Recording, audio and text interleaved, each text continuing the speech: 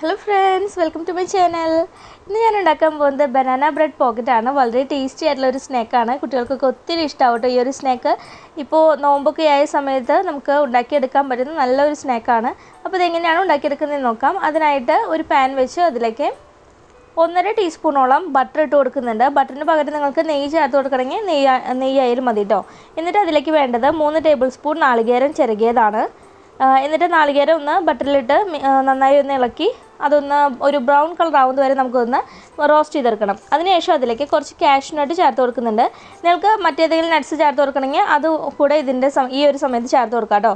പിസ്തയോ അല്ലെങ്കിൽ ഉണക്കമുന്തിരി ചേർക്കണമെങ്കിൽ ഉണക്കമുന്തിരിയും ഈ ഒരു സമയത്ത് ചേർത്ത് കൊടുക്കാം. അതിനുശേഷം അത് നന്നായി റോസ്റ്റായി വരുമ്പോൾ അതിലേക്ക് ഒരു നേന്ത്രപ്പഴം മുഴുവനായിട്ടും ചെറിയ കഷ്ണങ്ങളായിട്ട് കട്ട് ചെയ്തിട്ട് കൊടുക്കുക.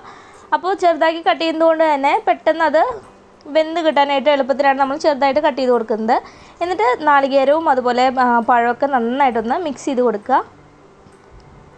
ഇനി അതിലേക്ക് ഇട്ട് കൊടുക്കുന്നത് ശർക്കരയാണ്. ഇപ്പോൾ ശർക്കരയ്ക്ക് പകരം നിങ്ങൾക്ക് പഞ്ചസാര ചേർത്ത് കൊടുക്കണമെങ്കിൽ പഞ്ചസാര ചേർത്ത് കൊടുക്കാം.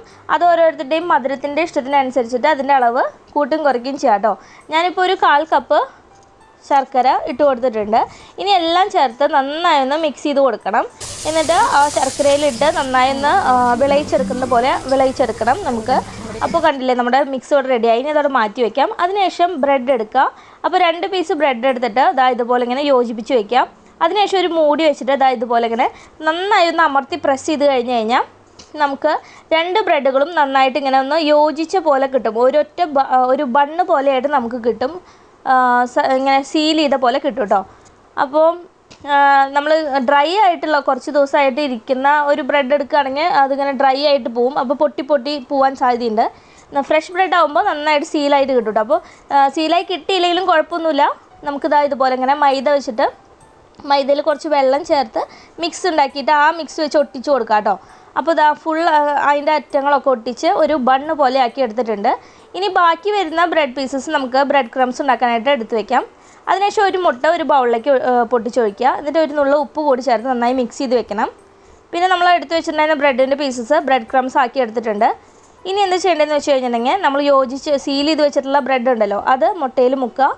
മുട്ടയുടെ മിക്സിലും അതുപോലെ ബ്രെഡ് ക്രംസ് അതിൻ്റെ മുകളിലും ഒന്ന് സ്പ്രെഡ് ചെയ്ത് കൊടുക്കുക. ഇതുപോലെ 2 ബ്രെഡിൻ്റെ സീൽ ചെയ്ത ബ്രെഡ് നമുക്ക് അതുപോലെ ബ്രെഡ് ക്രംസിൽ മുക്കിയെടുക്കണം. അതിനുശേഷം നന്നായി ചൂടായ എണ്ണയിലോട്ട് നമുക്ക് ആ ഒരു ബ്രെഡ് ഇട്ട് കൊടുത്തതിന് ശേഷം തിരിച്ചും മറിച്ചും ഇട്ടിട്ട് നമുക്ക് ഒരു സൈഡ് തന്നെ കുറേ നേരം വെച്ച് കഴിഞ്ഞിട്ടുണ്ടെങ്കിൽ പെട്ടെന്ന് കരിഞ്ഞു പോകാൻ ചാൻസ് ഉണ്ട്. അപ്പോൾ തിരിച്ചും മറിച്ചും ഇട്ട് മീഡിയം ഫ്ലെയിമിൽ ഇതൊന്ന് ഫ്രൈ ചെയ്തെടുക്കണം കേട്ടോ. അപ്പോൾ നമ്മുടെ ബ്രെഡ് ഇവിടെ ഏകദേശം ഒരു ഗോൾഡൻ ബ്രൗൺ കളർ ആയിട്ടുണ്ട്. അപ്പോൾ നമ്മൾ ഇടയ്ക്കിടയ്ക്ക് തിരിച്ചിടാനും മറിച്ചിടാനും ശ്രദ്ധിക്കുക. അപ്പോൾ നമ്മുടെ ബ്രെഡ് പോക്കറ്റ് റെഡി ആയിട്ടുണ്ട് കേട്ടോ. ഇനി ഇത് കട്ട് ചെയ്ത് കഴിഞ്ഞിട്ടുണ്ടെങ്കിൽ നമ്മുടെ ബ്രെഡ് പോക്കറ്റ് റെഡിയായി. അപ്പോൾ ഇത്രയേ ഉള്ളൂ, വളരെ സിമ്പിളാണ്. 2 ബ്രെഡ് പീസസ് വെച്ചിട്ട് നമുക്ക് നല്ലൊരു ബണ്ണ് പോലെ ആക്കി കിട്ടിയിട്ടുണ്ട്. ഇനി ഇത് കണ്ടോ, കട്ട് ചെയ്തിട്ട് നോക്കുമ്പോൾ കണ്ടില്ലേ നല്ലൊരു പോക്കറ്റ് പോലെ കിട്ടിയിട്ടുണ്ട്. ഇനി ഇതിലാണ് നമ്മൾ റെഡിയാക്കി വെച്ചിട്ടുള്ള ബനാന മിക്സ് നിറച്ച് കൊടുക്കുന്നത്. അപ്പോൾ ആ ഒരു പോക്കറ്റിൻ്റെ ഉള്ളിൽ നമുക്ക് ബനാനയുടെ മിക്സ് ഫില്ല് ചെയ്ത് കൊടുക്കാം.